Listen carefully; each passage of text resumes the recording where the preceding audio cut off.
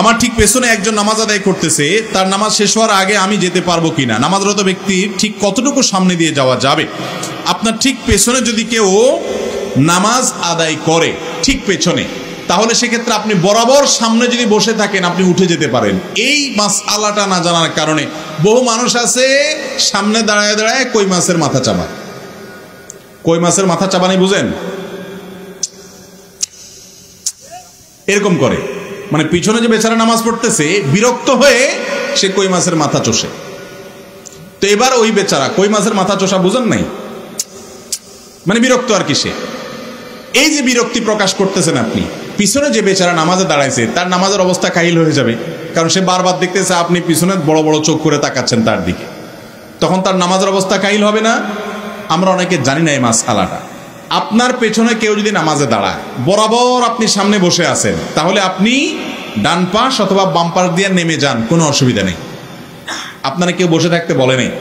আর যদি আপনি বসে থাকতে পারেন যাতে অন্যরা নির্বিঘ্নে চলাফেরা করতে পারে, সেটা উত্তম সওয়াবের কাজ, অন্যদেরকে সহায়তা করলেন। কিন্তু আপনি বসে থেকে ওই বেচারার দিকে বারবার তাকাচ্ছেন যে সে নামাজ শেষ করতেছে না কেন, এটা উচিত না।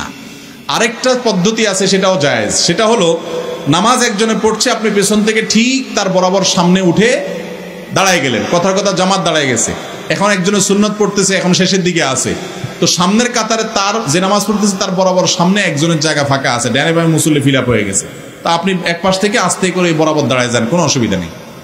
এটাকে বলা হয় সুউদ, আর আগেরটাকে বলা হয় নুজুল, অর্থাৎ বরাবর সামনে উঠা অথবা সামনে থেকে বরাবর যাওয়া, দুইটা জায়েজ আছে।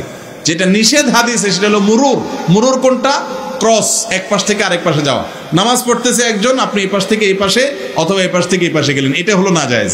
তাহলে পদ্ধতি তিনটা হলো, বরাবর সামনে থেকে সরে যাওয়া জায়েজ আছে, পেছন থেকে বরাবর নামাজের সামনে গিয়ে দাঁড়ায় যাওয়া সেটাও জায়েজ আছে, কিন্তু এক পাশ থেকে আরেক পাশে যাওয়া জায়েজ নাই।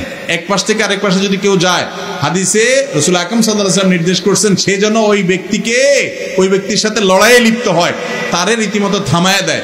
মসজিদে নববীতে একবার আমি দেখেছি, এক ব্যক্তির সামনে এরকম একজন যাচ্ছে নামাজের মধ্যে, সে এরকম হাত বাইর করে দিছে, তো হাত বাইর করার পরেও ওই লোকটা থামে নাই, সে তাও যাইতে দিছে।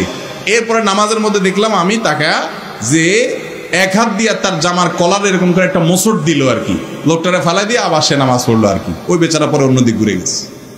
তো এরকম কিছু বেড়া মানুষ আমাদের সমাজে আছে না নাই, যে তারপরেও যাওয়ার চেষ্টা করে, আছে না নাই? এটা করা উচিত না। শুক্রবার ফজরের পূর্বে গোসল করলে ওই দিনে গোসলের সুন্নাত আদায় হবে কিনা? হবে ইনশাআল্লাহ। শুক্রবারের গোসল এটা সুন্নাত, অতএব ফজরের আগেও যদি কেউ করেন আশা করা যায় সেই দিনের সুন্নাত আদায় হয়ে যাবে।